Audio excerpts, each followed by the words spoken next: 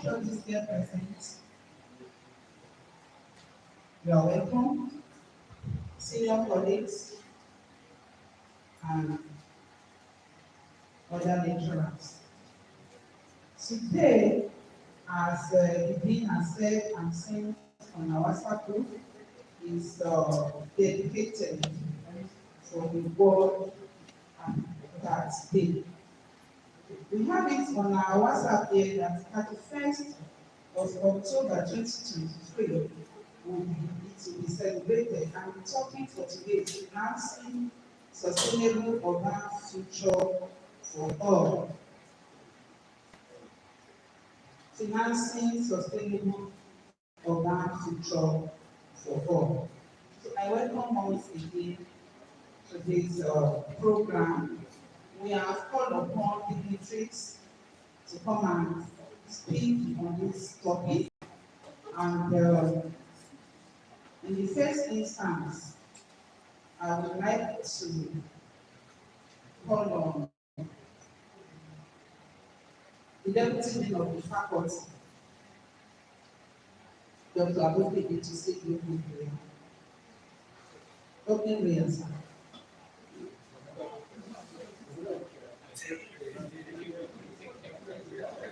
Opening prayer, sir.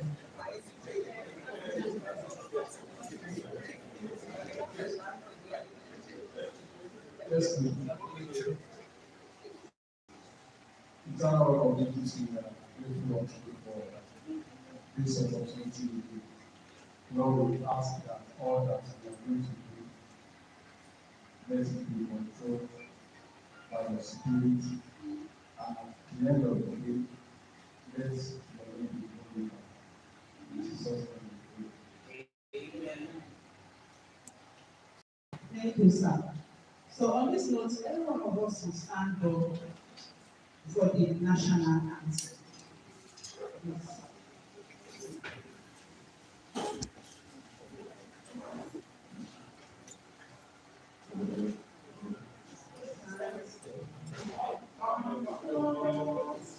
Nigeria's sorrow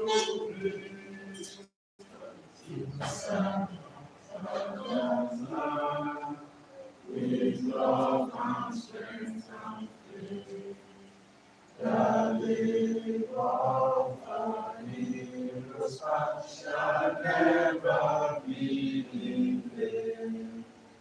To serve with heart and mind, one nation bound in freedom, peace and unity.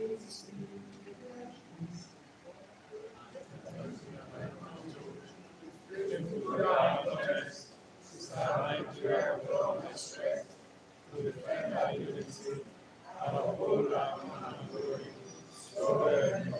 Thank you. Can we just do your facts, Mama? Thank you. So the next thing on our agenda is the introduction of guests and dignitaries. So the first person I'm going to call upon, I want to call on some of our assistant, honorary assistant lecturers. Madam, please, can you serve now? Yes. You just let me to lead the dignitaries to the high table. I'll call on my dean, Professor Emily to the high table. Please a round of applause. That is too small for my dean.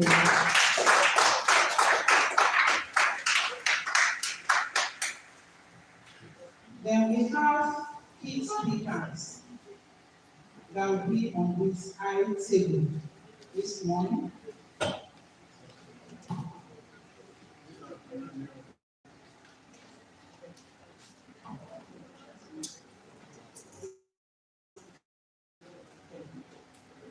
We have dignitaries. And the first person I'm going to call on is Professor Bolagi.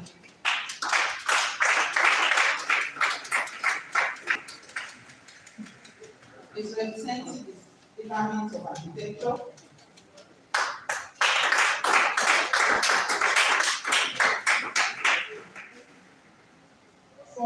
1B, I want to call on Professor Adebejo. Available?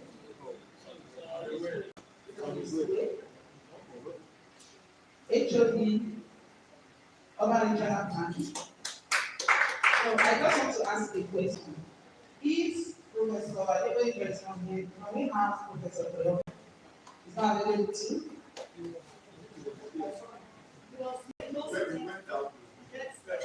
Okay. Professor Akindele is not available too. Okay. And for Department of Fine and Applied Arts, I want to call upon Professor Akintunde. Okay. We'll call on our mama, Professor Areo.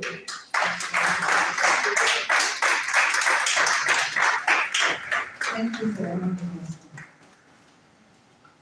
Then from the Department of Building and Geoinformatics and Estates, Professor Rahim has come to represent the three departments.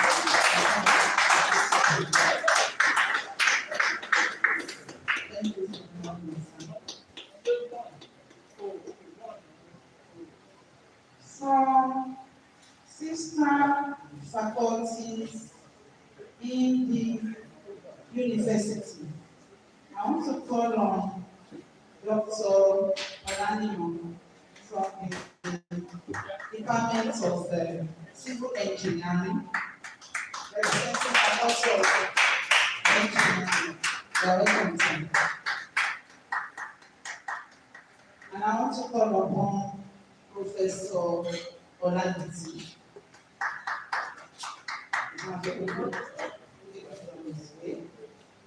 Who is representing the Faculty of Arts and Social Sciences. Thank you, sirs and ma'am.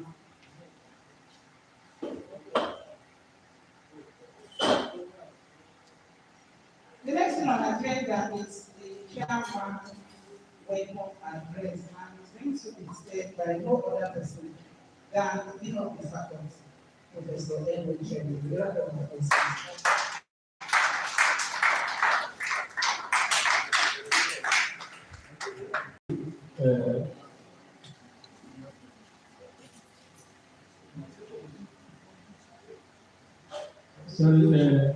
With the permission of the elders, may I invite the moderator to this place. And that's the person of the Dr. Olani, Architect Dr. Olani.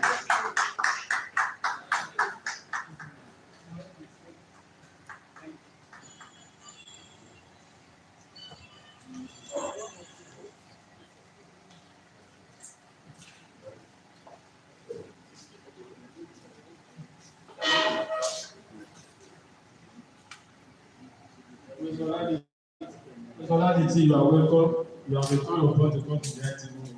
Your chair is going to be dedicated.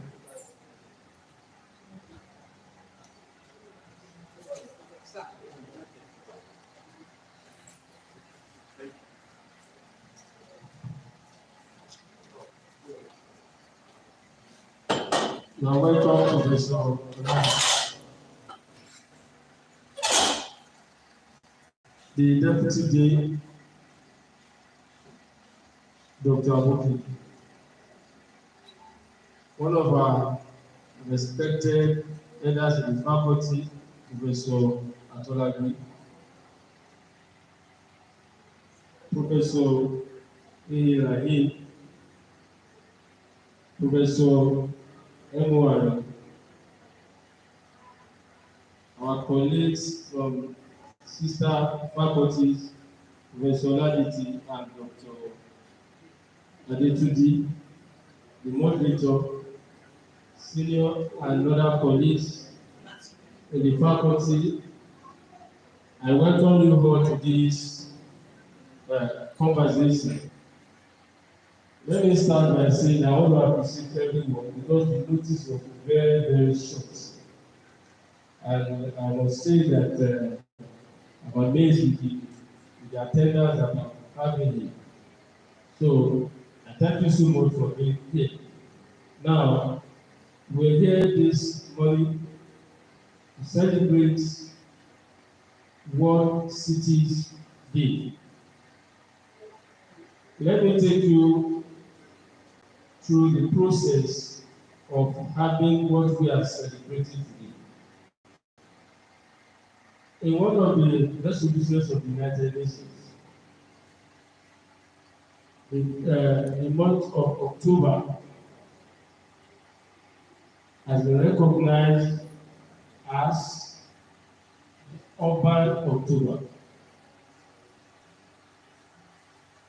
The Urban October is a concept that will bring about our consciousness as to how do we manage cities, how do we ensure we have sustainable organization, how do we have sustainable development in towns and cities, so that in the process of meeting demands or needs of the present generation, we will not be jeopardizing the ability of future generations to meet their own needs.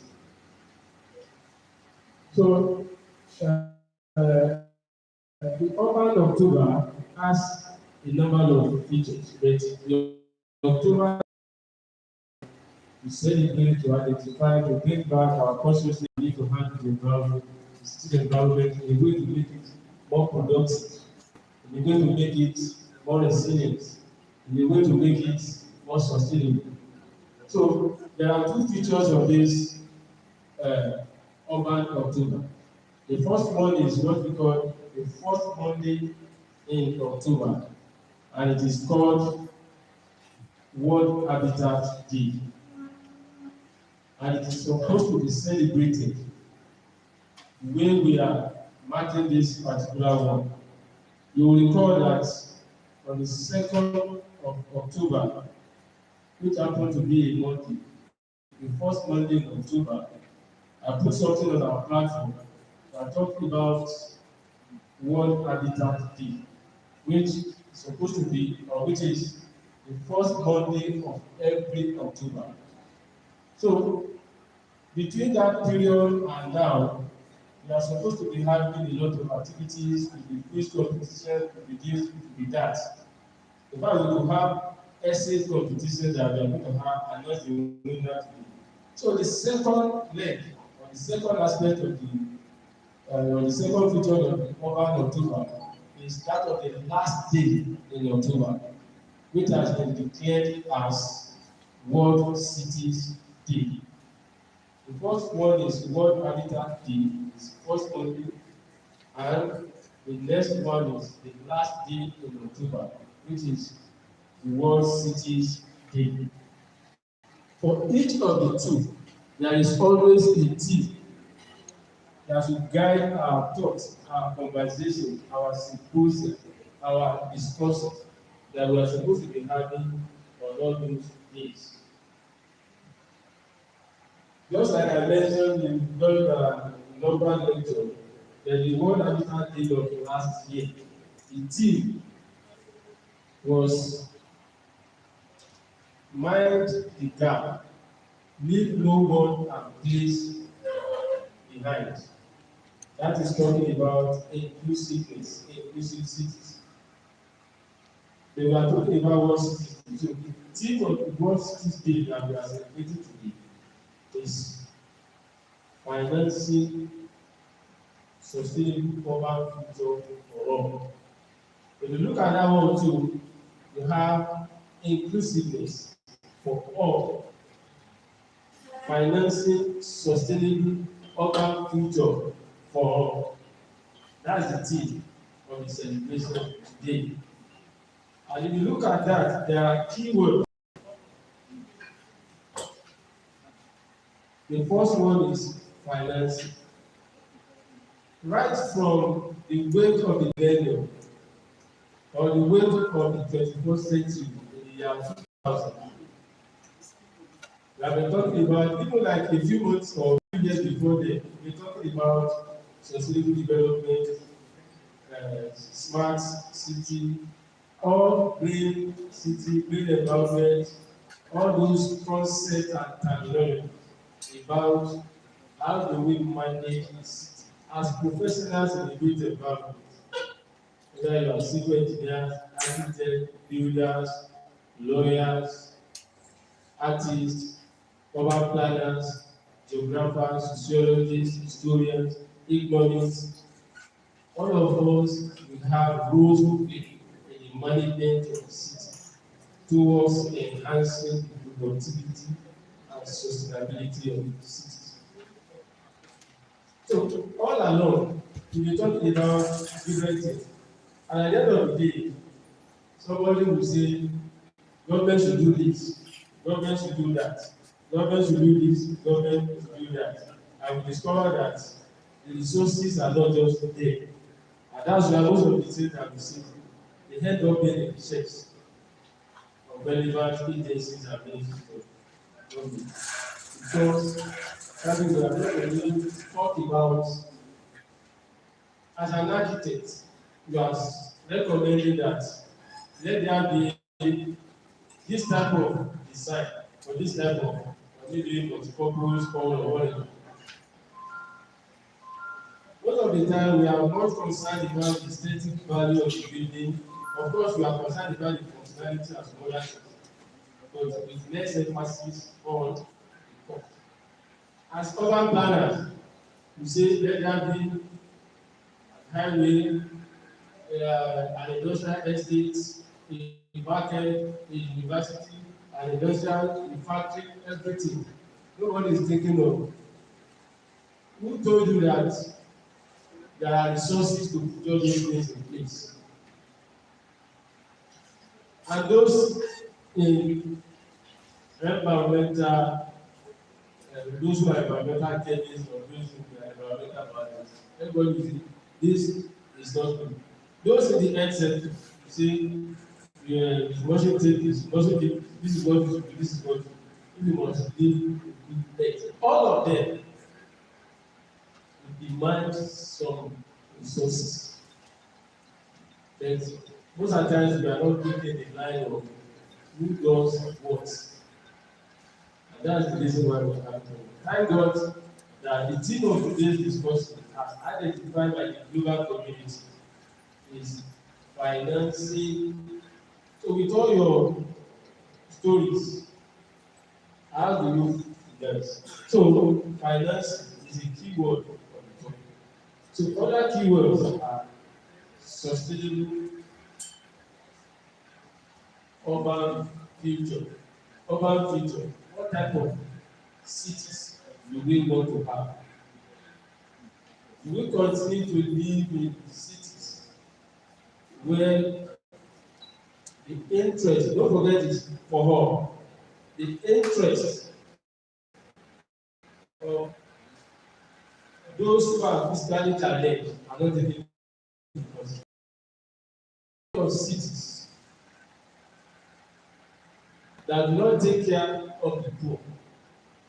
Don't forget we are talking of sustainable future for all, irrespective of your socioeconomic status, your gender, your physical ability or disability, whether you are male or female, old or young.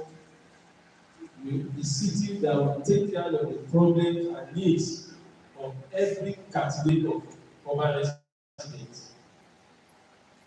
So what type of city are we talking about?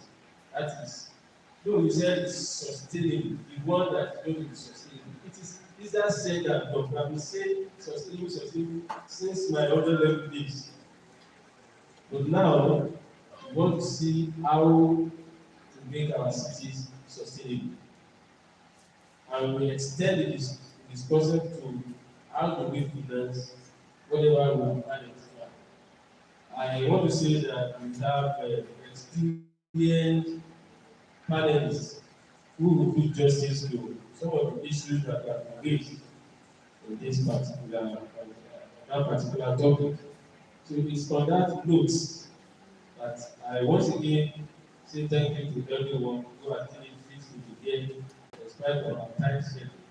So I want to hand over to Nancy, who who's going to tell us the next time ask. And I can assure you, we have competent, qualified, experienced, knowledgeable members of the panel here who will do justice to the topic. While we also expect what business government and questions from the audience. I thank you so much.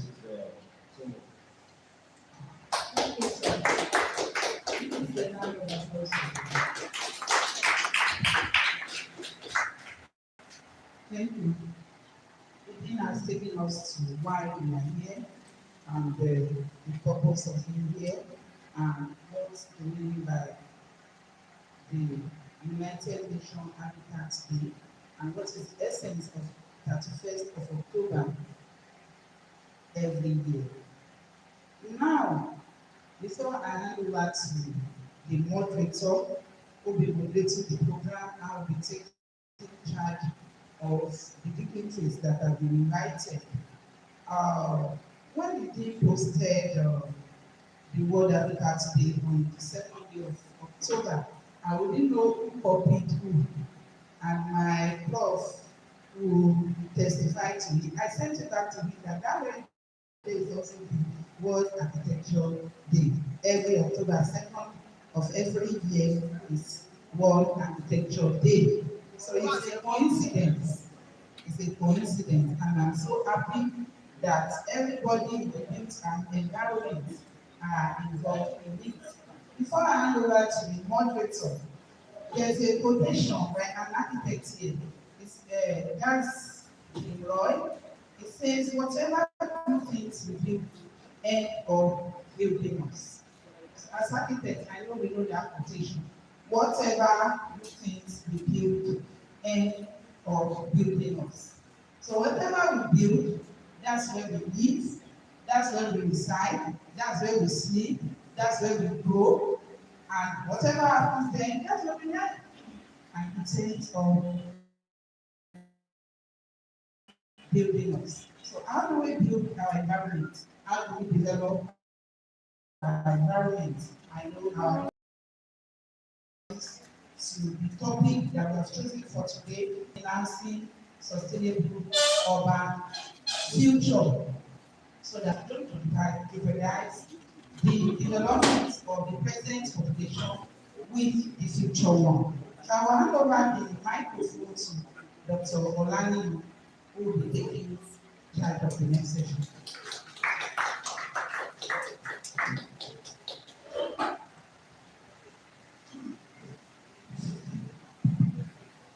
Please, my lecture will be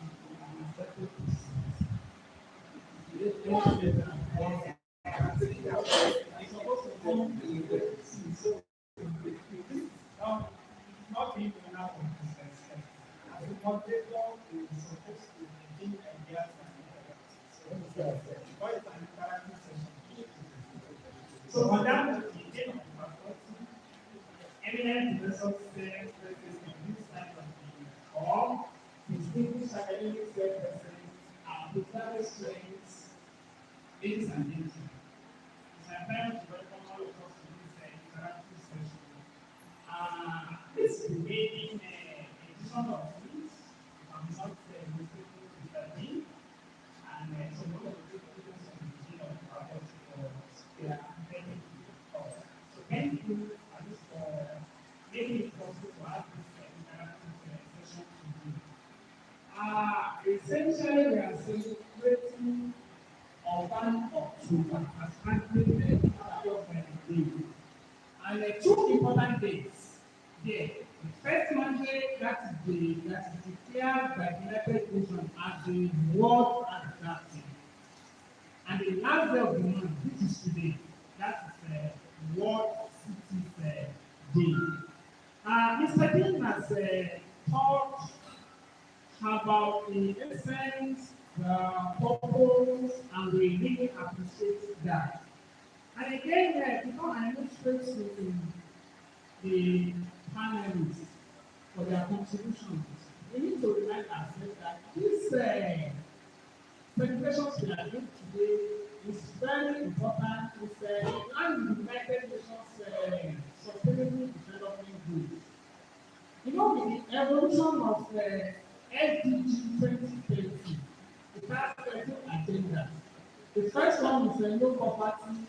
The next one, that is the second agenda. And it has 17 goals. The first one there is no poverty, eradication of hunger, and the seventh one among others, you have sustainable energy. But even one of them is climate change action. This is agenda 13. But the one that concerns us right away is agenda 11.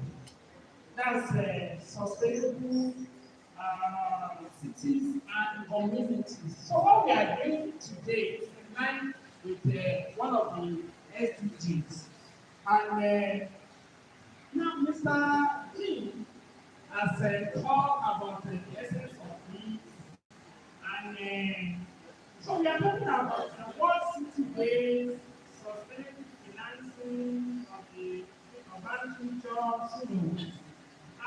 As a professional within the youth environment, and more specifically, Mr. King, as a custodian of expertise within this subject area, can I start gradually by asking you, when we say city, what exactly do we mean?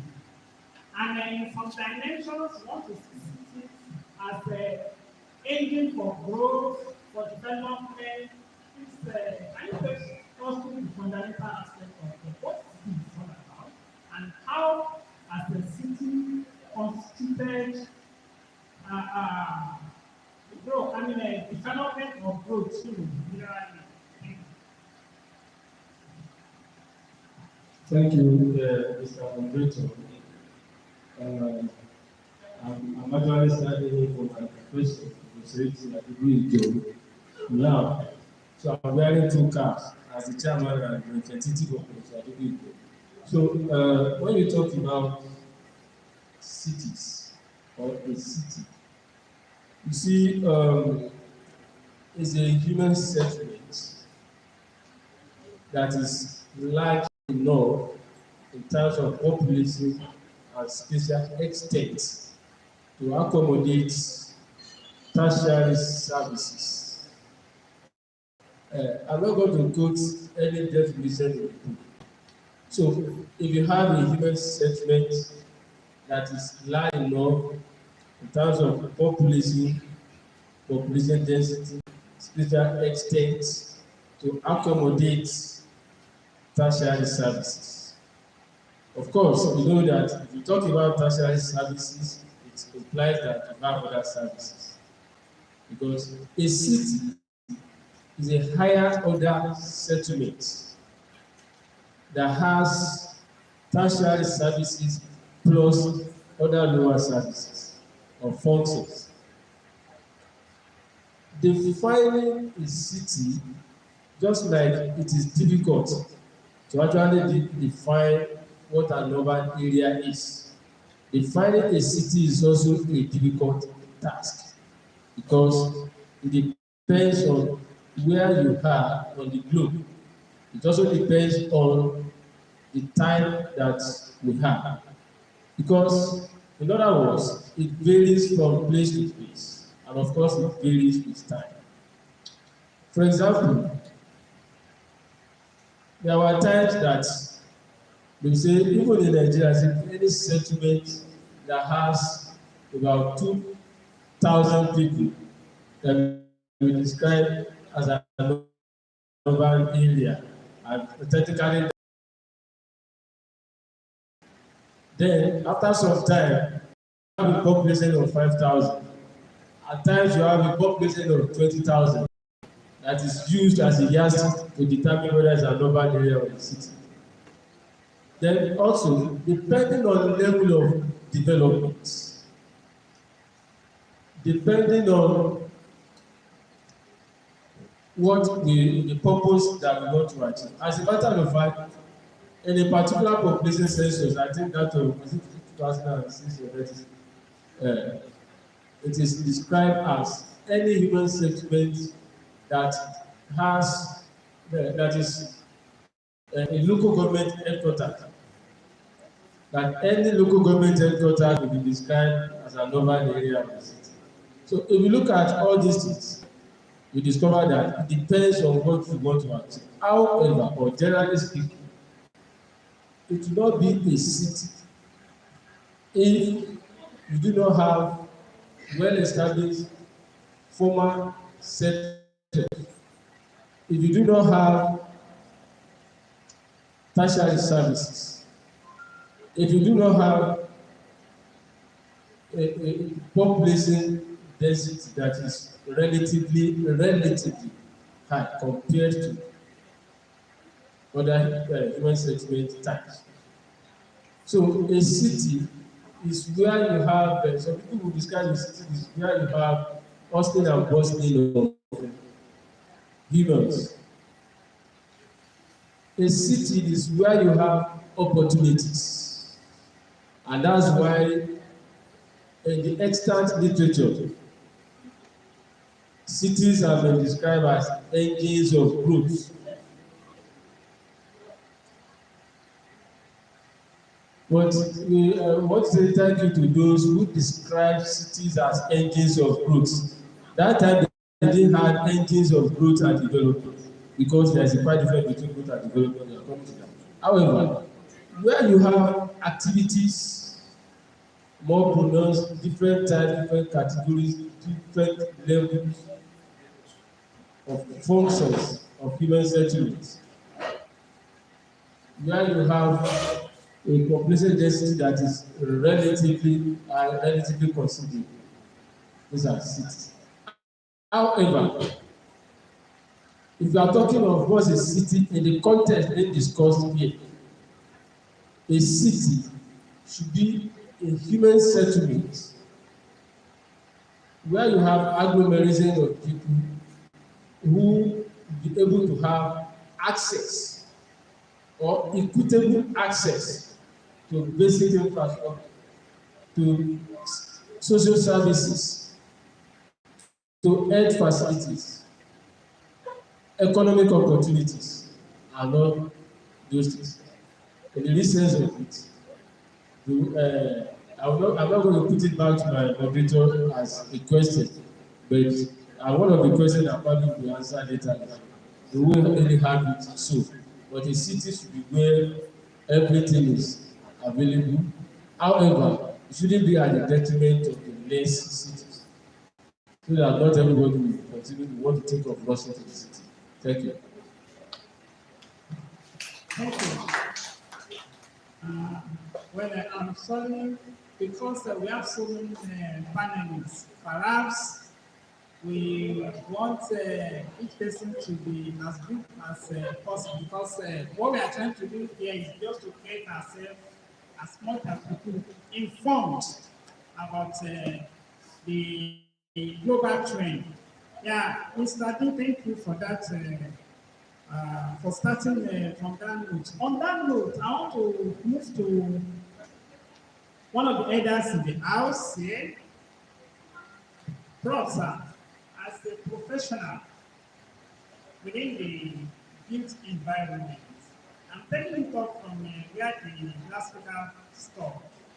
We are looking at cities. In this context, what are the factors that influence performance in the context of sustainable development and some related areas? Well, thank you very much, moderator. A city. I want to start from somebody who talks about environment making it. If the environment makes me, what environment makes me dark in population? And it makes another one in Europe white in population. The same word environment. And the environment makes one dark.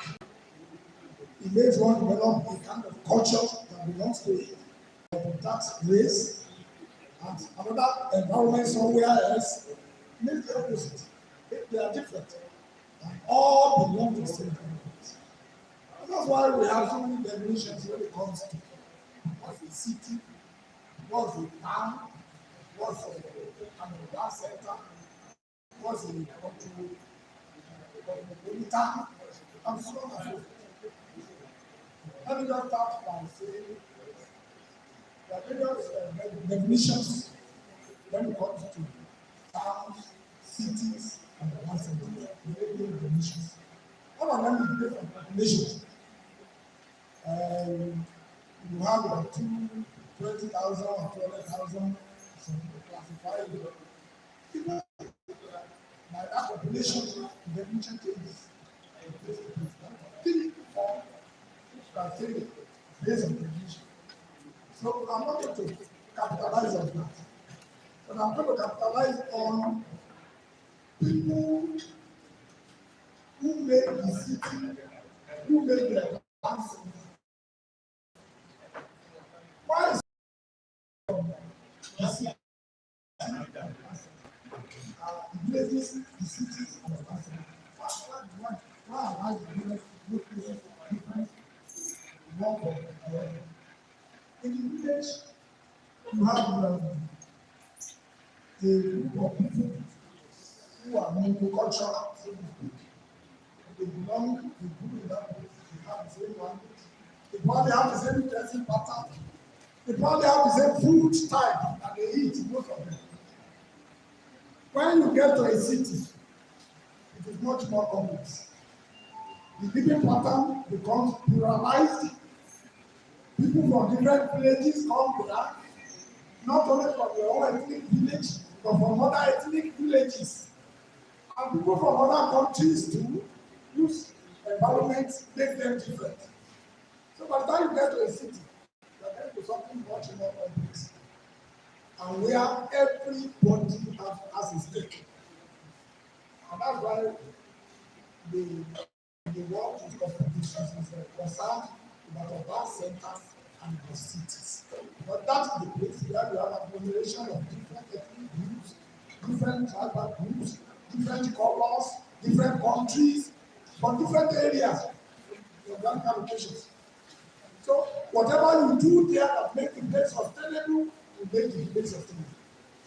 Because the villages, all the villages have contribution in the past. So the next thing to me is, I remember when I first got something else, when I got the high school, I said, well, all of them is financing sustainable urban future. Now, financing is one thing. Urban future, urban sustainable urban future, urban vision for the future is another thing. Both of them are central points. You must know what you want to do. Financing means how to get resources to put what you have in mind in place. That's the financing. But then what do you have in mind? Before I can know how you finance it, I must first have what you have in mind that you want to finance. I want to buy a car. I don't know which car you want me to buy. How do I want money to make available? So, and that's why I said two of them are central. The sustainable urban vision. What makes an urban sustainable? I think that is more important. First, get which vision of the urban that is sustainable, that you want to perpetrate. Like one commission for the environmental design, we say sometimes 2 decades ago. What you do in a city and the relation with the environment will allow you to get what you want and will not disallow your future generations from getting what they want. Today, if you look at the way we manage the environment, we are selfish. We try to get what we want, and in the process of getting what we want, we leave the environment poor. And development for our future generations. We make it impossible, not only difficult. The goal we try we are making it impossible for the future generations to love their own. Look around the places. The futures put to down our development we have in engineering, in sciences, in everything. Most of what we have today, they are depriving people from making the best, from getting the best in everything. So those are the two areas I think one is finances.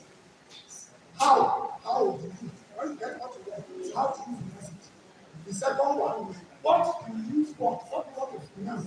What things do you think are important for the environment and for the future generations who will also need the environment before we start talking about how we finance it? Thoughts? Thank you so much, sir. Yes. Yeah. Now, Prof has talked about sustainability management. Now, I want us to look at it from another point of view, from another professional within the youth environment. We are talking sustainable goals, sustainable development, sustainable agenda, sustainable, and so on. I would like to turn to Professor Francis Arebo, still on sustainability within the context of urban centers, urban cities, urban organizations.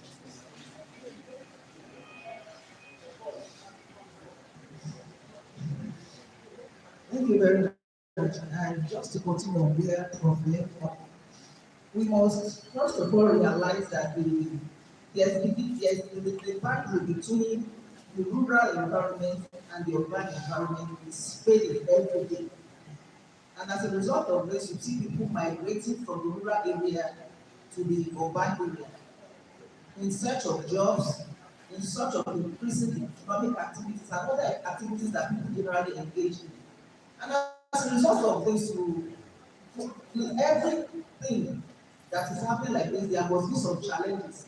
And here, as enumerated some of the challenges, we have the problem of accommodation, we have the problem of housing, we have the problem of waste production all over the place, we have the problem of air pollution, we have the problem of so many companies, industries imagine, and that cannot even take cognizance of the environment they are finding themselves in. And when you look at the word sustainability, sustainability is what sustain itself come from the Latin word sustain. And sustainability itself is the ability to meet the needs of people in the present time without compromising future generations to meet their own needs. That is why we are migrating to the urban environment, we must think of the future. And how much of the future are we thinking about? That's the problem we are having now. And when you look at the word sustainability itself, it's not just a word on its own. It's not an individual thing. It's a community-oriented thing. It's not something that somebody alone can just face and say, I want this environment to be sustainable and it will be so. No, it has to be the whole community that will be involved because there are pillars of sustainability. You have the economic, you have the social, and you have the human. All this must be put in place before you can say an environment to be sustainable. And for us to have a sustainable environment that will favor the future generation, then we must look at the present situation right now and think of how to improve the environment so that other people who are coming after us will have something that they can have as their own heritage. Whether we like it or not, when you look around you, there are so many things happening that are harmful to our environment. From my own observation, personal observation, when you enter a particular environment, the first thing you see in that environment is how well the place has been planned in terms of urban planning. And urban planning does not rest with the urban planners alone. You have the architects, you have the artists, you have the civil engineers. Everybody must work hand in hand for us to have the environment that we really desire. Because for an environment to be sustainable, it must be able to take care of the health of the people. The facilities must be in place. Imagine you are in a place, you are in a town, or you are in a market. You find yourself being pressed, and there's no toilet, no conveniences around for you to take care of yourself. There are so many problems that we are having in the environment right now are not supposed to be so, just because we are not thinking of the present generation or even the people who are coming after us. And there are so many eyesores in our environment.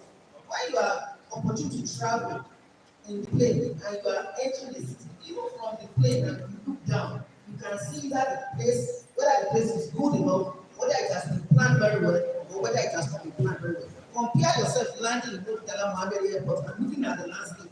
Compare yourself landing in somewhere like Washington and looking at down at the environment. There is always a big gap. And all this rests on the way the place has been planned, the way the places have been planned for others to see. And whether we like it or not, our environment says a lot about us. Whether we want to be the environment says a lot about us. Within the same Lagos, the environment says a lot, and the people there. So while we are talking about sustainable environment, we must not plan for the rich alone. We must plan in such a way that everybody will be taken care of. When a man is sick, there should be ambulance ready to take him to where he is supposed to be taken to. When a poor man is sick, the same thing should apply. So sustainable environment must be a total thing. It must be holistic. Taking care of everything, our health, our mental health especially must be taken care of. Our physical health, our emotional, everything about us must be taken care of when we are talking about sustainable environment. And not only about us, an environment that we are going to live in and live for others who are coming after us to enjoy. That's my own idea for sustainable environment. Thank you. Thank you so much. Professor Araibo mentioned two major areas in Lagos, Maroko and you can see the two areas within the same city having contrasting features. And within the same city, within the same state, Professor Araibo is important to you. As a leader, as a civil engineer, taking a holistic view of the whole environment.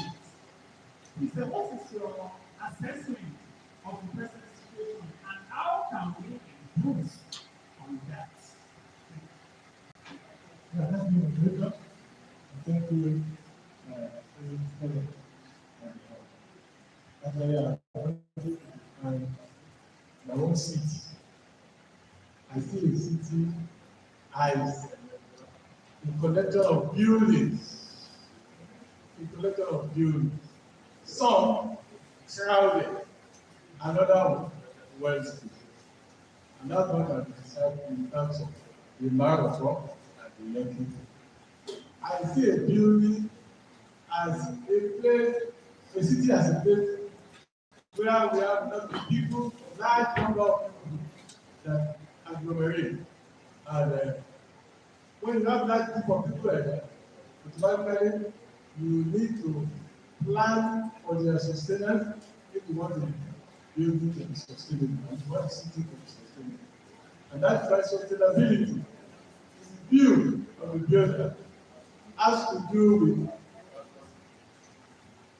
getting these buildings at affordable price and at the same time meeting the requirement for which it's supposed to be. Get it at affordable price and meeting the requirement. And that is why if you look at this gap, if you have been to Maroko before, you know the type of building that are there. Those ones are shanties. That's what God will. And if you go to Lekki, and like you said, you know the mansion and like that. So, but now, like it has been said several times, a city, because of the crowded houses and the large number of people, now its own challenges. And we also, because of these challenges, as not the city, we have to work to address the challenges of the city. And that is where we talk of sustainability and urban peace. For example, in a city, because of the large number of people, you have problems like transportation problems, getting to work, some places in Lagos and Lekki, you leave house in the morning 8 o'clock, I say 8 o'clock, 4 o'clock a.m. and you not get back to your house until I had 11. But see how you don't do that on a daily basis, monthly basis. How will you not keep on? Because it's stress, it's too much. It's true. Most of the time, it's there on the road. That's where you take dinner. That's why you just get to the road first. But this is not what it's supposed to be. We have cities that are well planned. And that's because our own wait until something happens before we start doing that. In those cities, they are well planned right from the beginning. When you are buying a land, you're not buying a land. In most cities, you don't even buy land. In advanced countries, who will sell land for you? We have developed area with various categories of buildings. We want areas that are only bungalows. Yeah. We want areas that are duplex. And if you go to areas that are thickly populated, they will give you high-rise building, which can accommodate a lot of people at a time. So that is the other area. Even when you have this high-rise building, you have to tackle problems that arise from there, like environmental pollution, like the waste collection and disposal. All these things are taken into consideration right from the beginning. So these are the challenges that you need to think ahead to make the city habitable and more meaningful. We talk more later about that. Thank you. Thank you, Professor Rafi. Our focus is on sustainable financing. We are going to see that. Yes. As civil engineer and builder have just spoken. Before I leave their parade, there's another civil engineer in the house. Dr. Lani, this is my pleasure to extend the discussion to your side. From your own professional point of view, what do you think are the roles of a civil engineer in ensuring sustainable cities? Thank you, Mr. Moderator. But just like professors rightly have said, I want just to address on what they have said. Cities is different from town, mainly with what is given. I tell you, if you go to any place and the kind of structure you find in a place is a clear definition of what that place will be. For example, imagine if you find a tunnel built in a place, that place cannot be a town. If you find skyscrapers built in a place, you begin to wonder, because that kind of environment will attract people. We went, as I said, sir, to a smart city in Lagos.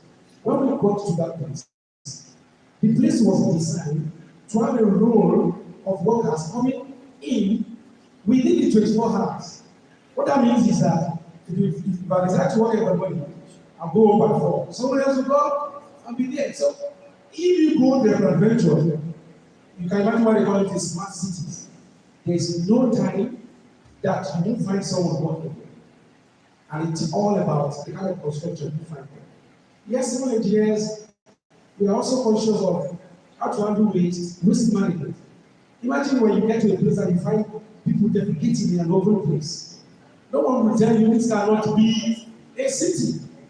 And so when you have open defecation, I remember civil engineers are sometimes trying to find how to reduce open defecation. Even in our time, in our generation, there are still people that defecate.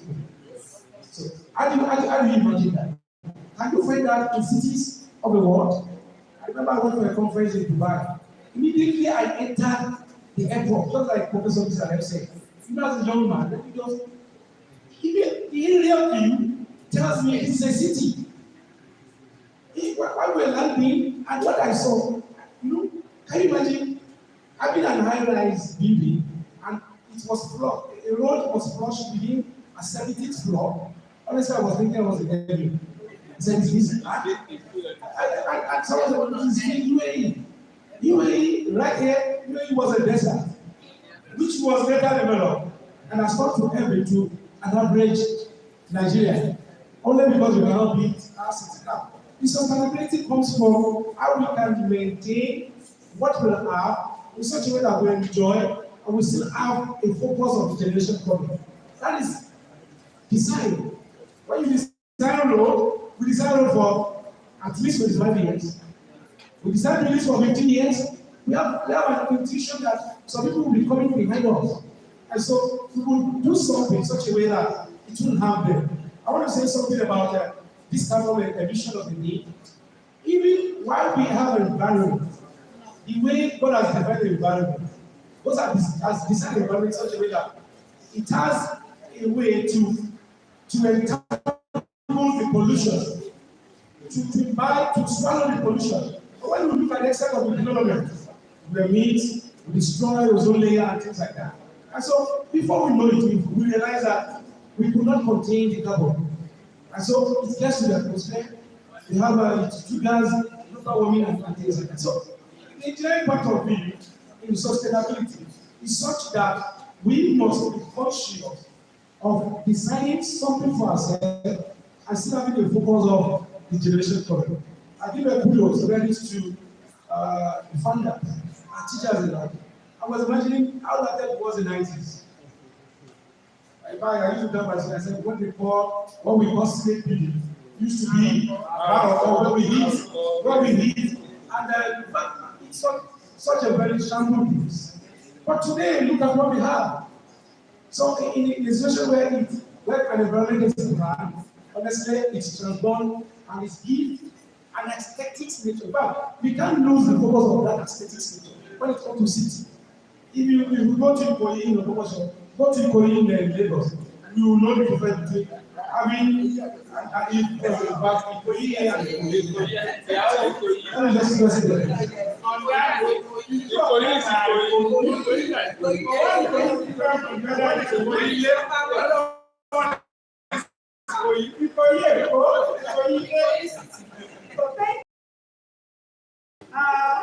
I think on that note, professionals have been talking this.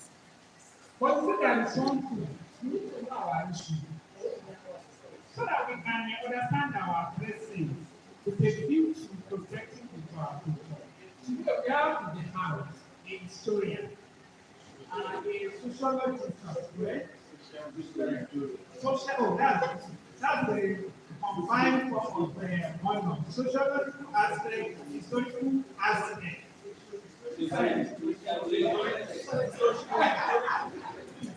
Professor Lenny, it's my prayer to welcome you to the conversation. Please, from your own point of view, I'll come back to you.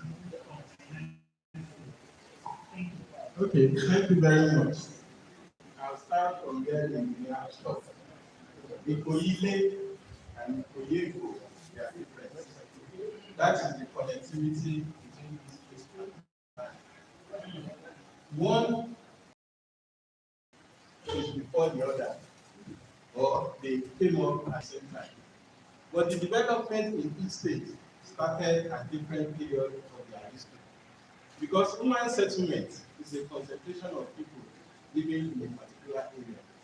From the time in which man became organized, recognized himself as human, and started to live within his environment. That is when settlement began. But when we talk about settlement, we are talking about the concentration of people living in a particular area. So these settlements have existed over 1,000 years. Some have been newly created, some have been developed for long periods of time.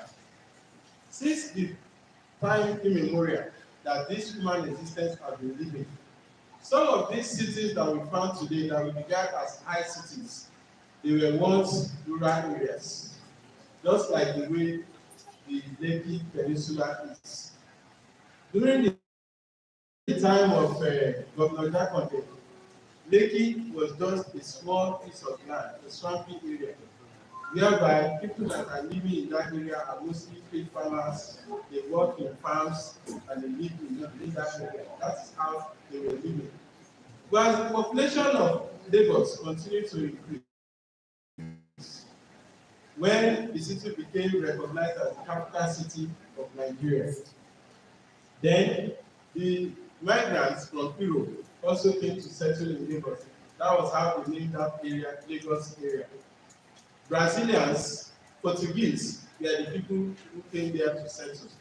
So when they settled in that area, they began to see the place as a commercial place for them to sell their goods.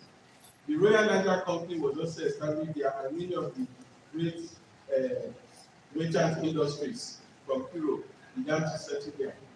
That qualifies and automatically made Lagos as one of the city centers that was established as a result of colonial movement.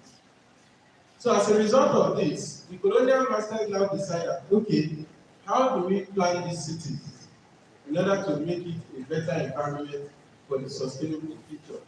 That was how the city began to develop. And that is why we have what we have today as safe within our environment. That is the historical link and connection between the past and the present of sustainable development in the human environment. Thank you. Thank you so much. Now we can also connections between all of this. So nobody walks in isolation. We need to know about where we started, and we need to know where we are. So, and the essence of what we are doing is to ensure sustainable future growth and development. I'll come back to again as a key stakeholder in urban development and sustainable development, sustainable growth, and so on. We are addressing the main issue now, that is financing. If I can ask, what is your present assessment, your assessment of the present situation in terms of the financing of the city, and how do you think we can solve on that to ensure sustainability in the context? Sorry to start before you answer. Please, so all of us on this side of the table, please, we are gradually coming to us. We like to welcome our whole team and our major areas of interest will be looking at the roles of other stakeholders in promoting sustainable development, sustainable financing, as well as how do we ensure systemic access to infrastructure and development. So those are the areas we like to welcome.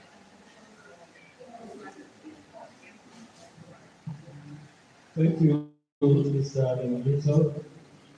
Just like I said in my introductory remarks, we mentioned that right from the wave of the millennium, I'm talking of right from the year 2000, even like a few years before then, we were talking about sustainable development. And after some time, we started talking about smart cities, green cities, all types of concepts.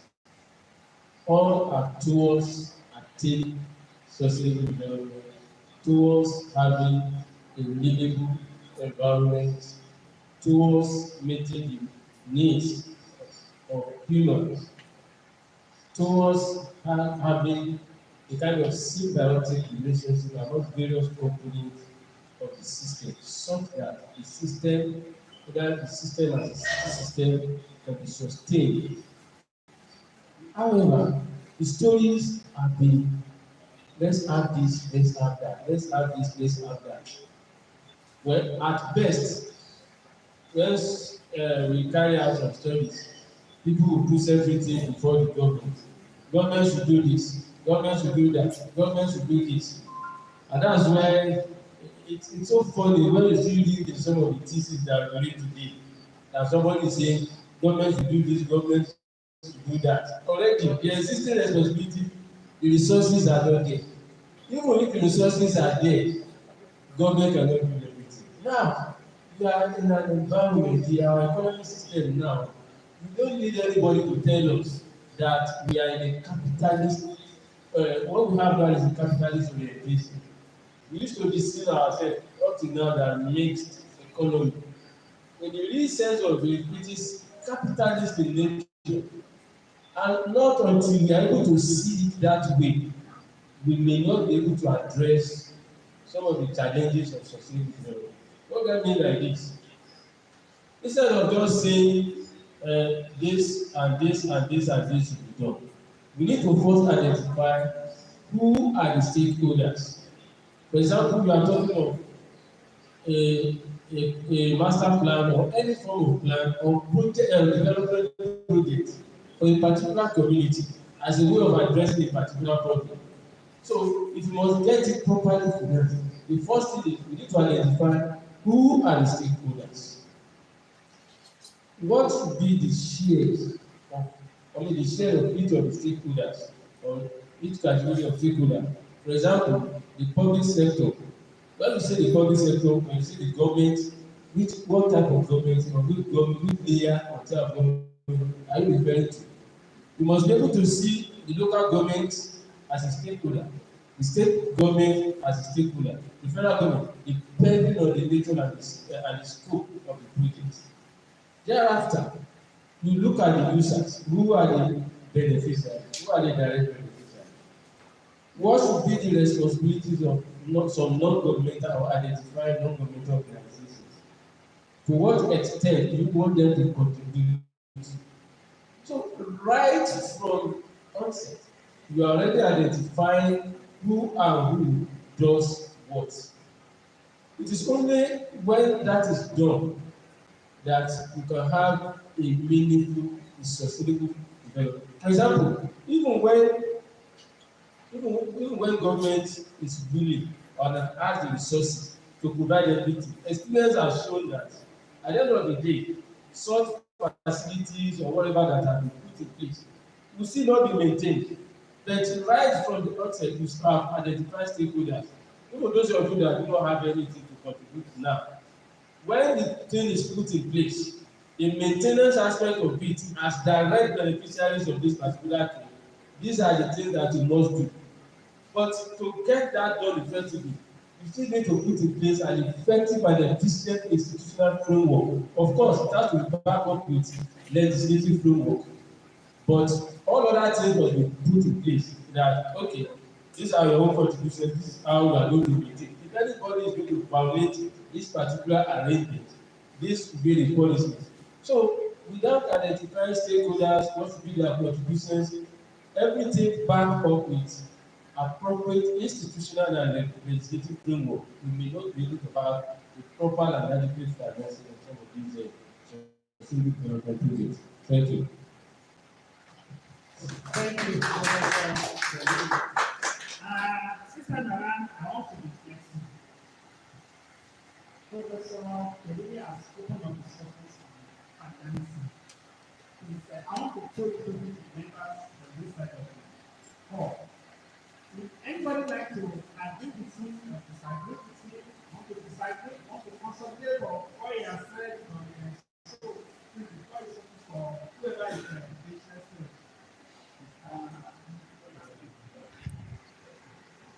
Okay.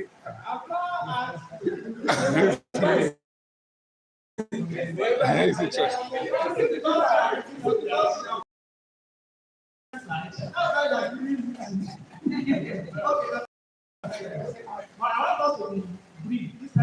want us to be practical now. Let's take road networks in promotion.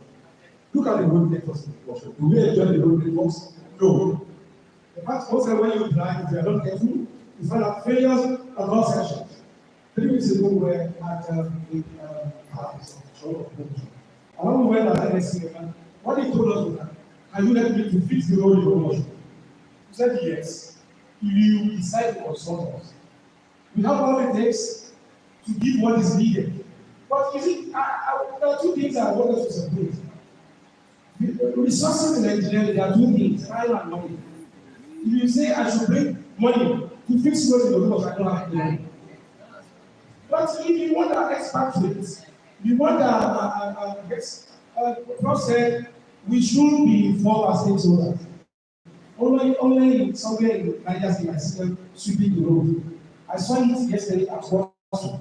But when you check out the kind of attitude we put forth on our own roads, we have our problems. Yes, they can bring the best road for us, and you just, because of our failure to have effective waste management, we block the channels. The water dispenser and spoil the road. there won't be any problem. So I feel if you want something sustainable, yes, stakeholders must be respected. Only in Africa, or let me say only in Nigeria, is where you find academics' opinions not stable. In developed nation of the world, academics are always part of decision making.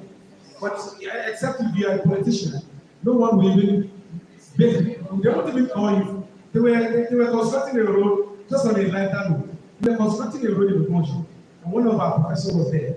He was telling them this material is poor, this is poor, and at some point they just call up that they remove the man. He said, "Wala I take control." I'm telling you, a road in the bush. I'm going to mention the road. So in few years the road was gone, and we always point and visit fingers to engineers. They say engineers, they have done a bad work. Who has done a bad work? If you are not involved here effectively in an operation, of course they bring in whoever they want to bring in, and so we have what it out.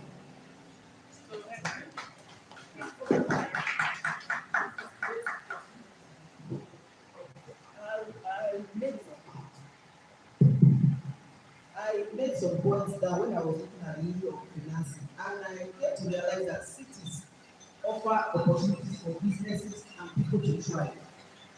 For the people, the business to move into the city, then they must contribute something. The businesses are the drivers of the growth effect for this. They are the pioneers of the innovative solution. They are members of the communities in which they operate, and they are making money from those communities. So they must step up and lead the transformation of such cities. So business must pave the way for sustainable future for all through their contributions. They must develop and maintain critical urban infrastructure and services such as water supply, energy, and so on. They must be forward-looking. There must be new funding strategies. They must collaborate. There must be collaborative partnership. There must be public-private collaboration or partnership. Then there must be policies to sustain our environment. I remember as a child, we had one that will go around and inspect the environment. And today we have VIO. Most of the VIO we have, when if your car is smoking, they will just take money from you and you go your own. You have the urban planners. I remember about 2 or 3 years ago, someone wanted to site a petrol station right in front of the campus. And I remember the one and planning the department rose against it, and that thing was stopped. And those are the things we have to do as to really show our own contribution as town and gown. Whatever we are studying, whatever we are writing, whatever we are researching to, we should let it reflect in the environment in which we find ourselves. And above all those businesses that are going to these cities, causing emission, up to today, we have where we produce our petroleum, the gas is still there, and nothing has been done about it. We are wasting gas every day, and people are suffering in their homes for gas, and we are wasting tons and tons of it every day. There are so many environmental issues that we need to, and those who are taking our oil and finding our oil in those oil producing areas, what are they contributing? We don't even know how much they are giving to us, and that we don't know how much they are cutting away to their own countries. What are they putting back in the environment? People are just milking us dry. We must make sure that all the businesses, all the industries, all the manufacturers in the country, they contribute something. Not only in terms of financing alone, even aesthetically to the environment in which they find themselves. Because when you travel out, the beauty of traveling out is that you can walk around, you have walkways, you see artworks, you see beautiful environment, there are murals. It's the beauty of the environment that attracts you. When you go to Morocco, what are you standing there for too long? You just go and come back. But when you find yourself in a beautiful environment, you want to stay. And the longer you stay, you are spending money in that environment and you are building the economy in that environment. So when you can make an environment beautiful enough and you can enforce or maybe force or enforce policies that will make all these companies and manufacturers and industries to contribute to the cities in which they find themselves, where they are making their money from. You have enough financing. But if you are waiting for government, I think the government teaches us that the democracy is government of the people for the people. So we are the government. So each time we turn around, our government has not done this rule. We are the one. Right now in the Ogbomoso, when you travel from Taki up to Lautech, you see the way the road is now. All the roads are bad because every time between here and Taki, you meet up to 30 trailers. And they are spoiling the roads, and the roads are become very, very bad. So it's about us. It's That what will force those who are taking our money to do for it. Before I want to, also I hope you make one very strong statement. It says, new funding strategies are being thought. Funding strategies must be thought. Can you throw light on that?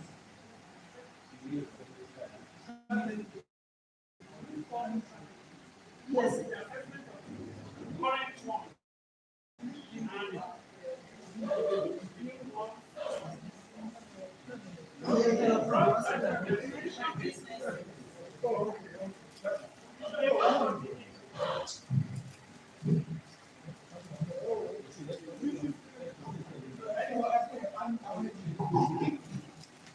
Yes, funding strategy.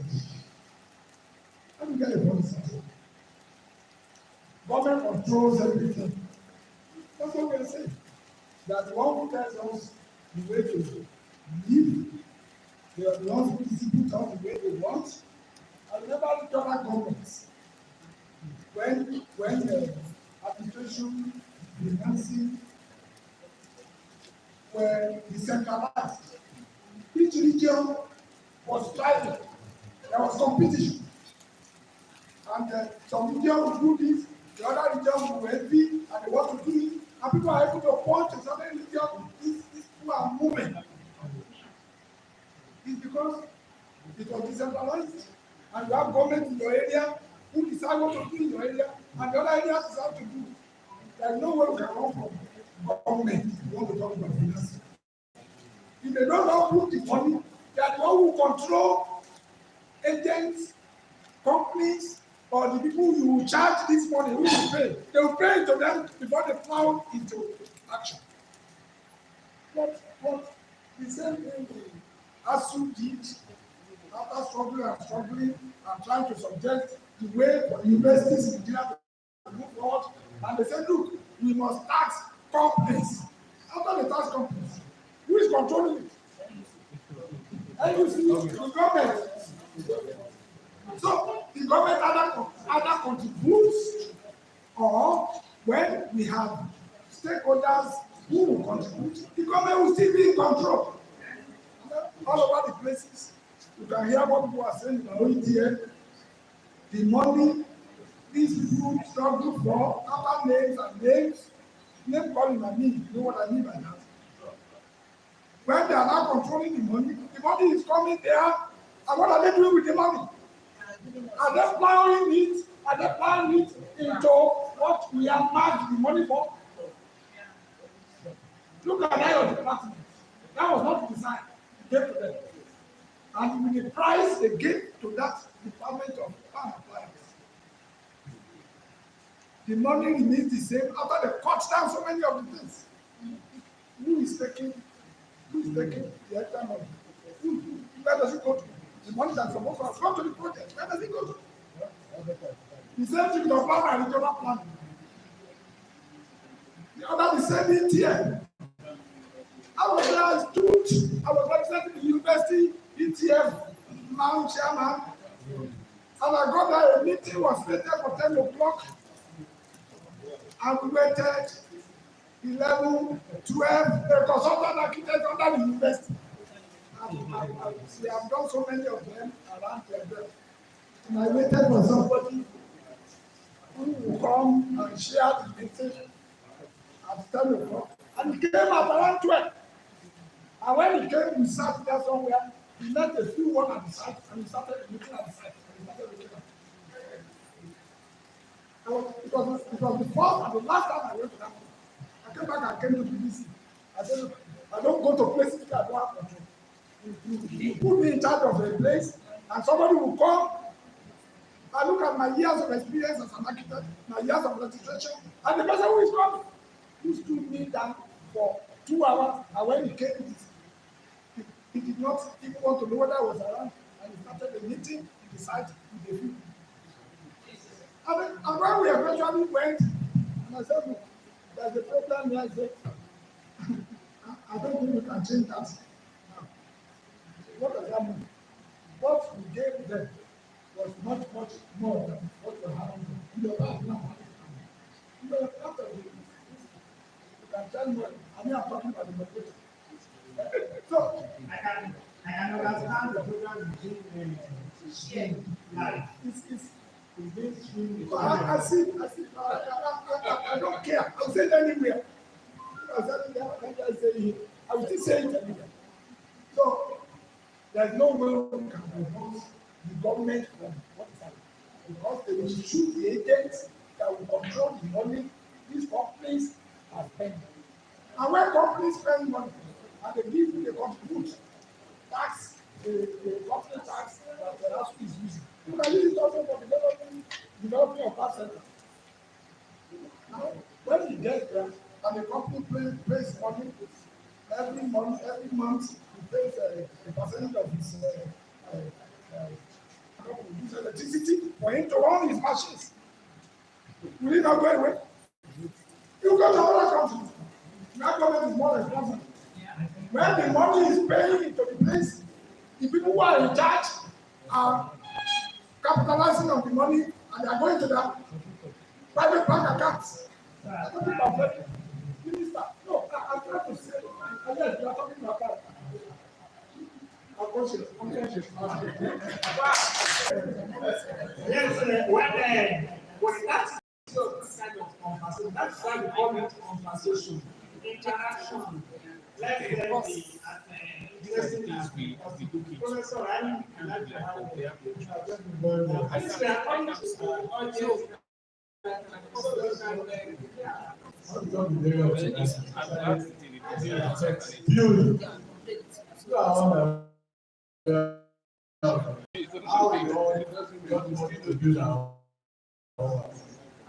Who among us started his building and completed it within 6 months? Yeah.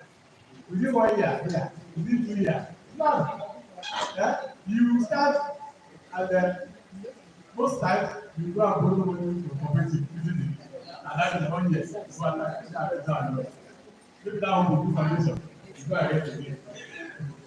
But then another one, now we do floor, up to roof, isn't it? So that is the only way we do, because if you wait for government, you cannot get anything. There are other financing areas that you can go to get money to build. Talking about go to cooperative, you can go to banks, and then because of loan, if you try that, you will be paying for the next 3 years or 4 years or 5. The money will not finish because they're going to compound interest, isn't it? Then in those communities where we have people that understand this better, they do something because group association. It is my fault to do that today. All the bricklayer, all the carpenter, all the everybody will go. They put hands together. They build the house. Isn't it? So that I will know that for this week or for this month, they are servicing me. So you have a dollar. But nowadays, because of the cities that we are in now, all these various methods of financing are not implemented. Rather, you have to practice systems that will involve big money, which will also require big 10% or big 20%. Isn't it?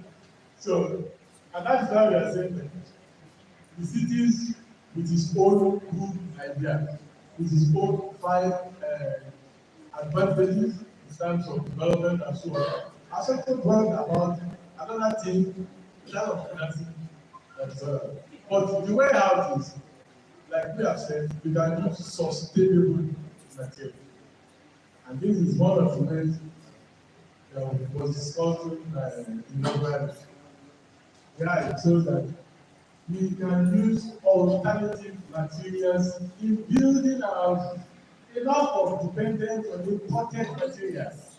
It's imported materials that normally cost too much. You are there. We use local materials for people around everything. That's why I now call them innovative materials. You can have supplementary cementitious materials that you are going to use in building, which will reduce the cost of cement. And you are doing it. Cement is the most expensive material. that you build at least structure. But the part of cement now is talking about 5,200. And the buildings, you cannot expect less than 100 pounds of cement, depending on what you are building. So if you can drastically reduce the cost of cement to about 60-70%, you pay a lot of money that you have said. And what are these supplementary materials? You have waste products that have been done to us. Wood art is there. Rice husk art is there. These are waste products. They are not the one to go and start burning them. Anyway, we started by burning all those things. Burning now is a waste. It's burning energy and doing your hand. But you have already made material that are waste products. Go to our building now. The wood art is like value. And it's with a little. Go to rice mills. They are generating on a daily basis. Rice husk art. Some years, we have sawdust, which when the boss come to us. So if we try and incorporate this material into our building, at least we will reduce the cost of construction, and then these materials are also sustainable materials. And our building will be sustainable. Thank you very much. Please, they are coming to us now, so we can present our. Yeah, part of my own contribution to sustainable financing is the bill of BOT, build, operate, and transfer. I think in 2007. Is that another? No, that's not. It's just an approach. Build, operate, and transfer. What I mean by this is that when I visited, I attended a conference sometime in 2007 in the US.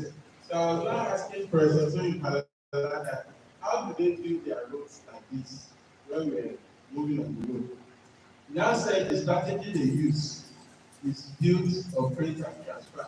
And if the government doesn't have money to build the road, what they will do, they will just invite the company and say, come and build this road for us. This is the standard we want. And if you do it for so number of time, you will be collecting so amount of money to recover your costs. After which the road belongs to the government. Everybody will use it. I think if we use that in Africa, it will help us to sustain some of our large road network.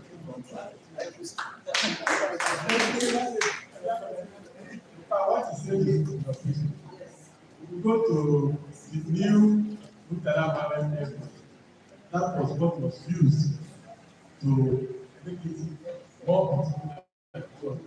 So it was an agreement between the government and the consortium. So the consortium will design, do all the construction, and then they will now operate it for some years based on the number of to recover the cost. It's what is done. And after those years, the structure that becomes important. This is a good thing even for permanent. If your father has a lot of land and you don't have money to build, you can invite consultants.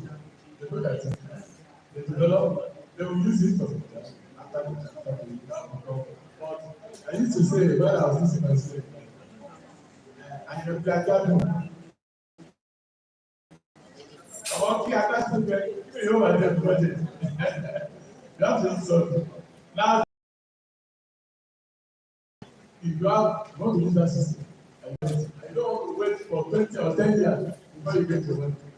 They will build you something that on a monthly basis you can create this system. You maintain yourself so that you don't die before you go into the country. So that's build, most operate, and transfer. However, the number of years they will pay is repaid the number while this will survive. Isn't it? Thank you very much. Thank you so much. The nature of the conversation is to make us more informed about some of the strategies that we are adopting. And we should not forget we are looking at the sustainable city. On that note, I want to thank members of this. I have a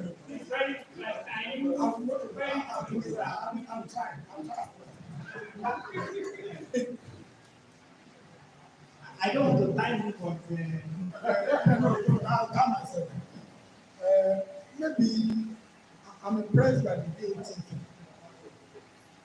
What I'm saying is that we need discipline, not only at local level, even at the government level.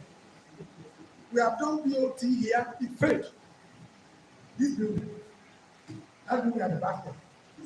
When we gave it to the contractor, the arrangement was that do it, when we finish it, operate it is a marking, large marking center, ICT software. When we finish it, so the drawings came, the contractor came, he put the machine there, making his own brick, in South African machine brick, in there now, and he started on a fixed amount to finish, and after you finish, you will run it for 10 years. And during that 10 years, all the profit from it, we will get, and you only be giving us a fraction, so that we know that after is still the value of profit. By the time you finish the foundation and you got to a level there, he said the cost of the project have been exhausted and no longer go ahead. And so we should please, we cannot go ahead with that project. Because a very big problem we wanted to reform during the money is spent. We spent most of it on the foundation. So that time, after staying there for a long time, we now handed over to another. I don't know where they saw it, but I was out of money. In terms of alternative, but another one happened, some of you know it, which was to happen in the university, when a lot of people consultants to come and start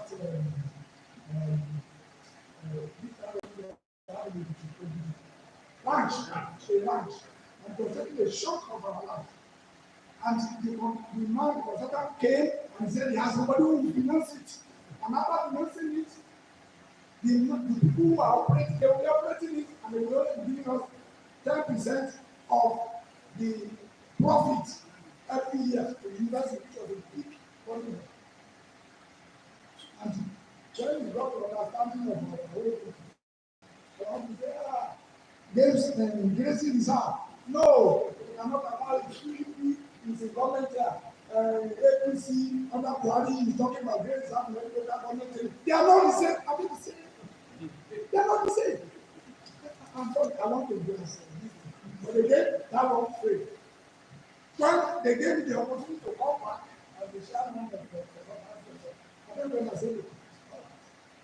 I'm going back to that power man who came here back and forth. A year, that 2 years after I called back, I said, I'm already, no, they didn't say no. Nobody wants to come.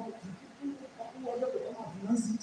Because of the economic situation in Nigeria, they are not ready to finance anything here again.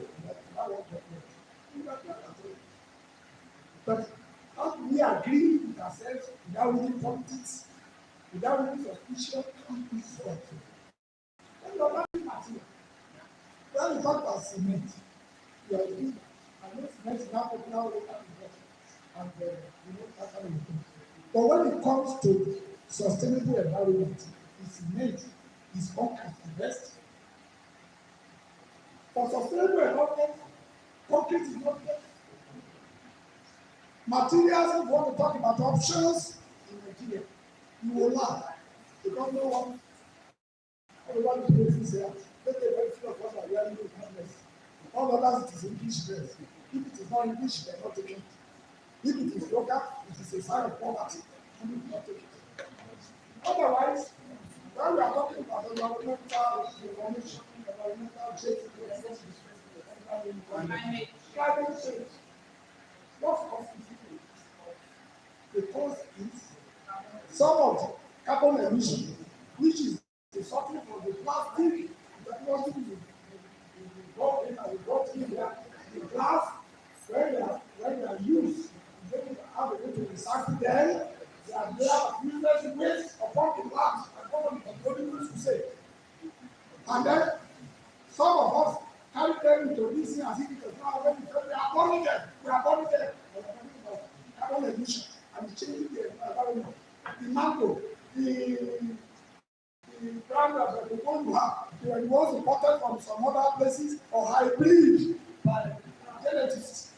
So they don't belong to this economy. And so any change here from the environment they are brought in, the formation starts. Some of them start growing, yes, but and so on and so forth.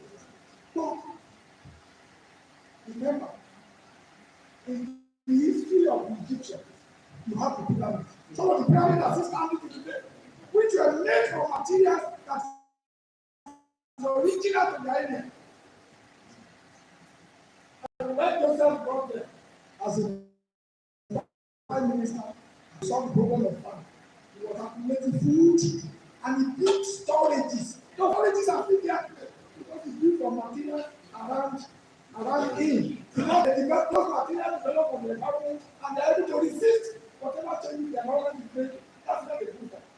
Just the way I will get used to this place and I can stay here if God give me time to live for 300 years. And I'll still be there. And yet I was in Europe for only 2 months and I was crying I wanted to go home. Because the place was not.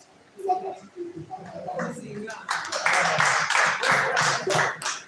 way we come to getting to our materials, our materials is to satisfy our culture, you know, and we use them and they are friendly with the environment because they developed genetically by evolution. They developed there. So those materials can last and nothing will affect them in form of environmental change. How many we are saving? How many work are saving? I have an accident friend we all know in architecture, who became one of the first fellows around. And when he built a house, and his son called him, he said, Oguntunde, what's your problem? You are one of the most elitist in this community. You like architecture. And you came back and you are building more house for us. You have to go and build another house. Whereas he's living in this other house. Some of you never seen our shepherd. Weekend, I was speaking this and was. He went to abroad to read English. He came to Umagari and he was this and was. And the fact is, they said, he said, he said in our man to man, there in Europe. He came back, he's speaking the simple English instead of big words.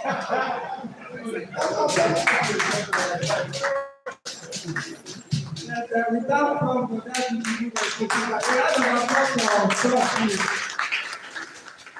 now we are moving to this side of the hall. The issues is before all of us, and after whoever is around, we welcome Mr. I can understand from the master of the ceremony that some people are especially invited, but that we should allow them to speak first, then we can pick numbers. But nevertheless, I want to recognize Professor Toyososa. Yes. Then Professor Abigo, Dr. Alan. Are you speaking the same language? Yes. Are you on the same page? Dr. Ajayi, then Dr. Odun from that other place. Meanwhile, can we signify so that we can take numbers from Okay. We started with Professor Deromosi.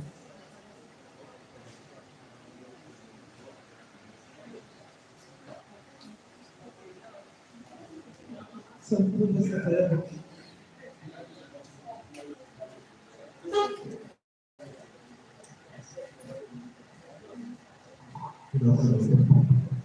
Please, with due respect, because of time, we appreciate you that you have brief as possible and establish with other speakers. Thank you. So, good afternoon. First of all, to apologize for not, I'm supposed to be from the panel, but myself was getting from Lagos. So, one said, so I have to go. Not knowing that you are not allowed.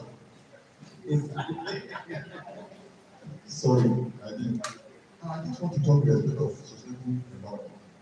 When I'm talking about sustainable development, I'm talking of an organized environment.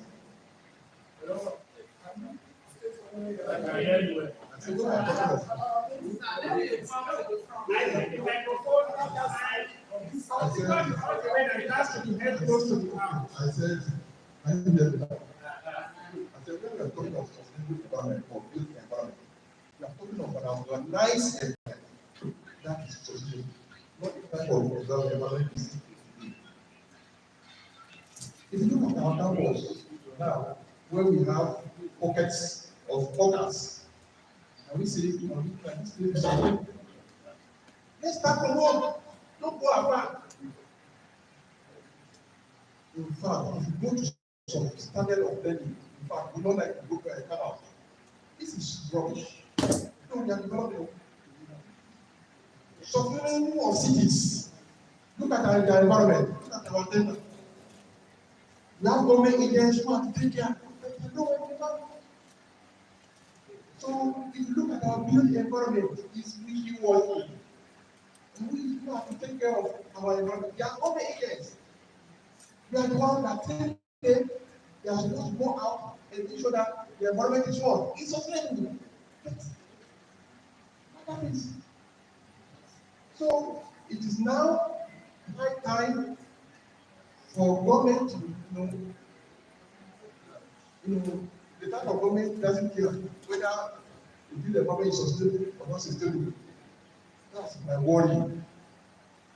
The government doesn't want to know whether area is sustainable, no matter the type of company, either economy, either whatever is sustainable or not. Everybody wants to empty their pocket.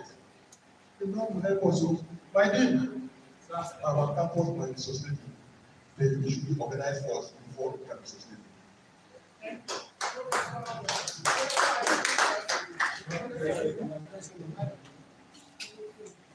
Thank you very much, the moderator. I just want to say this. Two major things that every one of us needs to really work on, and as a country that we need to really work on. Yes, from what Professor Akolabi said, we actually need a broad reorientation in Nigeria. We need a broad reorientation, and they see the leg cannot take this. We need a cultural change, a change of culture. It should start with the leaders. When the leaders demonstrate it, the leg will follow. They are even the one promoting the modern culture as if it's superior than what we have here. And they are selling it to us, and everybody is imbibing it. And you also want to feel belong. That is it. God that made us and created us in Nigeria has not made any mistake. Everything we need to survive is in Nigeria. But sir, we are talking about using brick to make houses. For how many years will I start building? In the rate at which we take cooperative them, and when it's finished, we take another one. They have not taken time to sit down and working on this informal sector and informalizing them, using the local technology, developing it to become so sustainable that every one of us will prefer to patronize the local technology than the imported ones. Just like some nations, they make crime so expensive that you don't even want to commit crime. So if the local technology is made so cheap and we know it's doable, everybody will run after it. They don't need to cheat us. Then another point I want to emphasize is political will. Political will. There's a lot of things you hear on the news. The government is starting this, the government is starting this. Is there any sincerity in our leaders? Are they seeing anything? Are they really interested in us, the leg? Is it just to mark time and for the international world to see that they are floating something, everybody is blowing grammar? Are they so honest that when they commence a particular project, they see that it's working and it's going to sustain for years?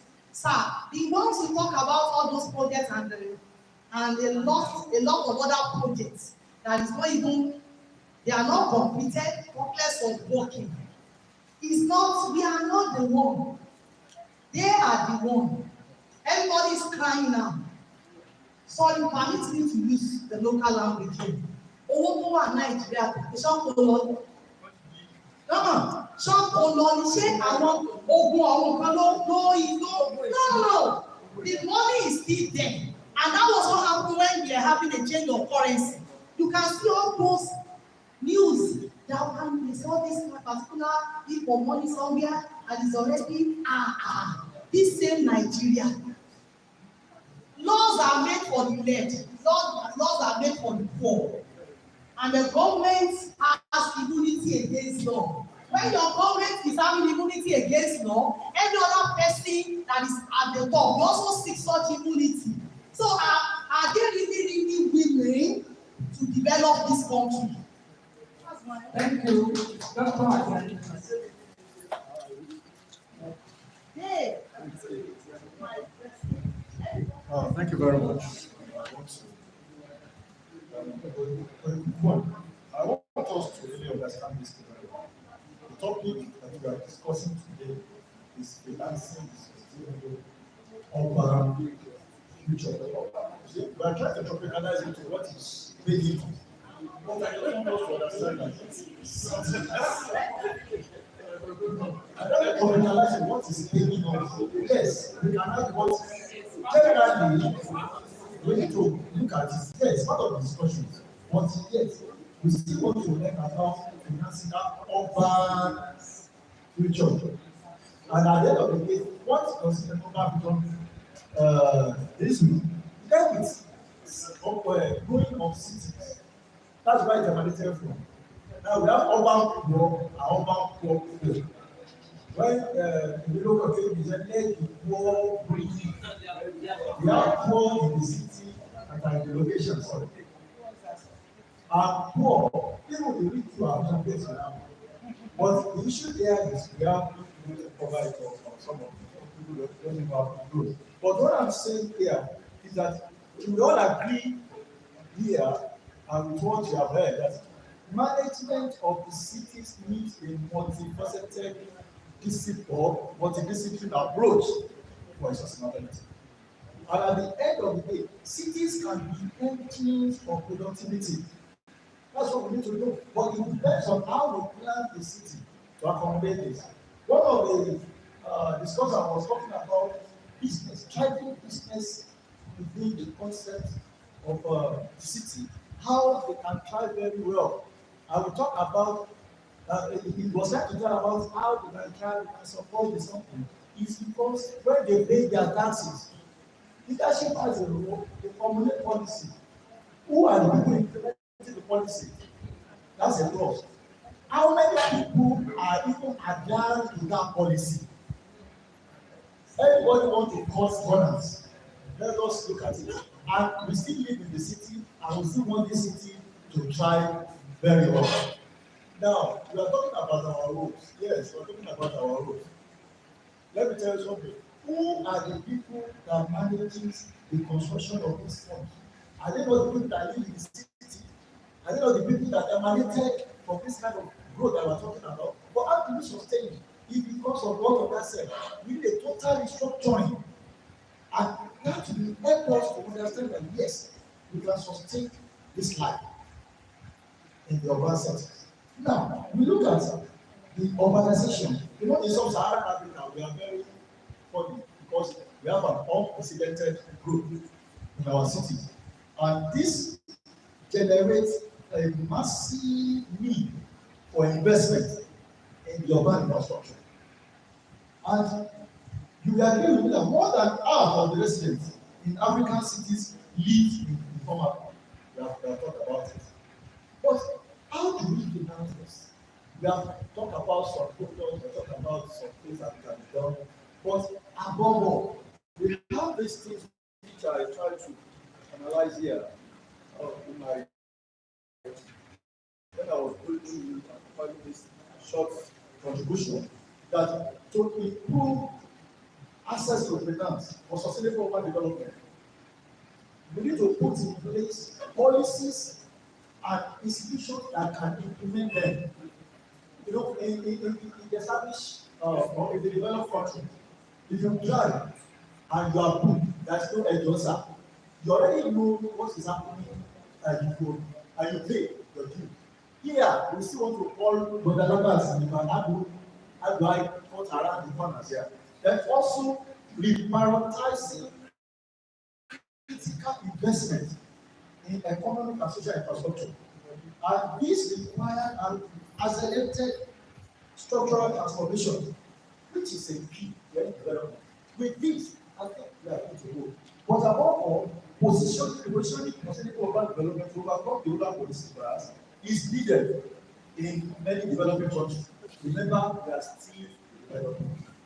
And that's anything that happens here, we still need to look for ways to finance them.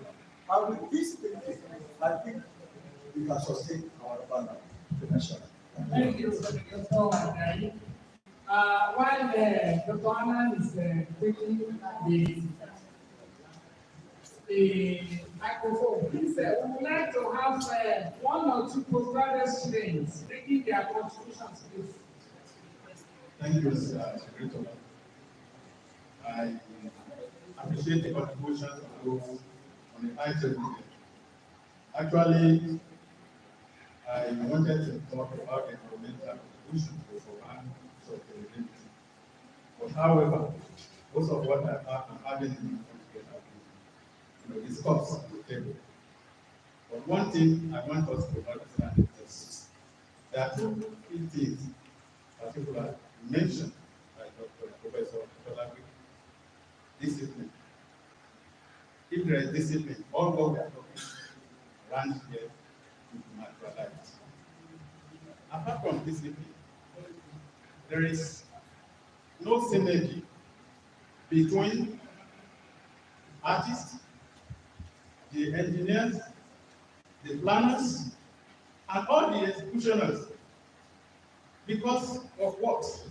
Because everybody wants to show that I'm bigger than you. You are common artists.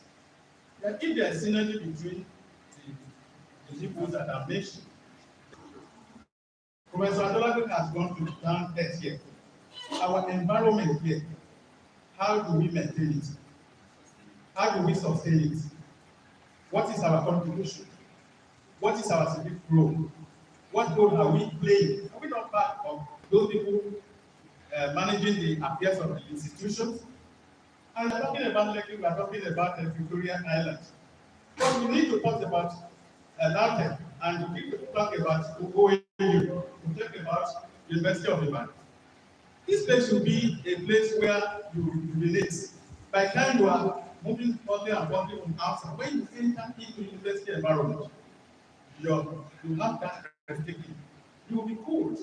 Your brains will come down. But how many of us will enter into an LAUTECH here and see that your brain will come down? When you see the woman coming to you, the leper coming to you, the road, the terrace are not good, and the people bad at all. All these things, we need to examine ourselves, right? And if we want to contribute our quota, we need to examine our mind, and then we need to be disciplined. And that is what I'm saying. Apart from that, the local government, the state government, the federal government, private sectors, institutions, we are all involved. And we are discussing is good. But how are we now making it into reality? That is the question. And the question that every one of us will do, how am I going to contribute to the sustainability of our city, environment, LAUTECH, large? Thank you. Thank you so much.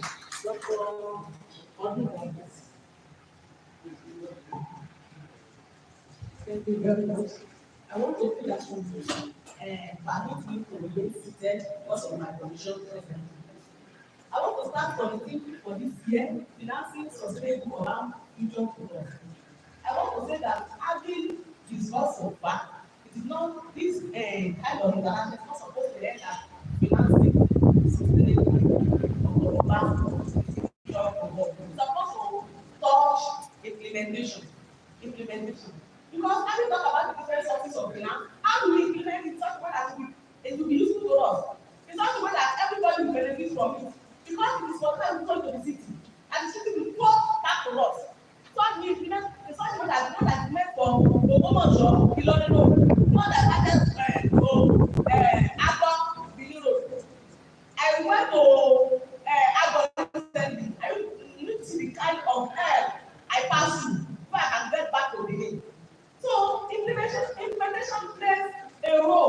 ensuring that there is sustainable finance in the urban areas. And then there are some problems that are taking us in this one that I'm not talking about.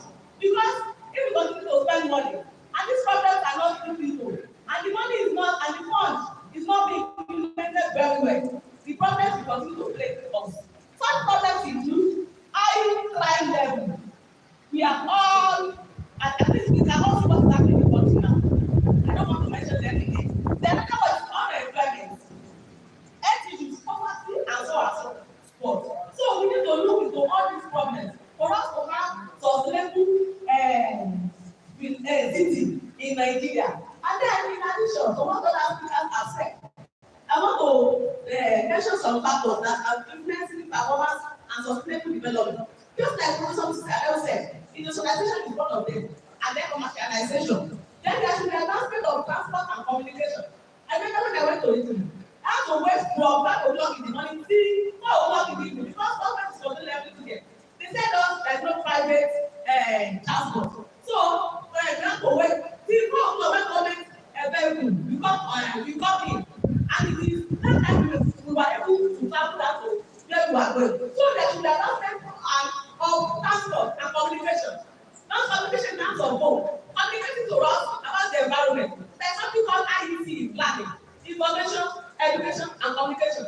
It is something that government is doing this in this country without carrying the end user along. They will not do things. That's not like corporate public participation. So all these things are not functioning at the end of the day. So all these things to be put in place for communication goes a long way in developing the environment. Then there should be availability of educational and recreational facilities. And then about planning policies. Look at what is happening. We say we have policies in this country. We are not implementing them. If you look at the fridge these days, the fridge is a continuous development center. But if you look at what is happening these days, the fridge is literally becoming what? A slum. If you go to a Bioban fridge now, it's literally a slum. And before you know it, everybody will work. It will not be work. It will not be able to accommodate human activities again. So having talked about that, I want to look at, I want to ask the data of something so forth. The first one I want to mention, because they have already discussed major finance strategies. Major finance strategies, such as maybe from government and so on and so forth. Then there is fund from private and philanthropic sources. The external finance like borrowing, PPP, fund from international organizations, and so on and so forth. But for us to have a reliable city, I want to say again that everybody has a role to play. It's not only government that can do, everybody, right from any individual and like. Thank you for the so we have 4 participants. Mr. Dean, there are lecturers or other members of Sambo. Fine, because I can understand that we are already behind our schedule. In that respect, please, the members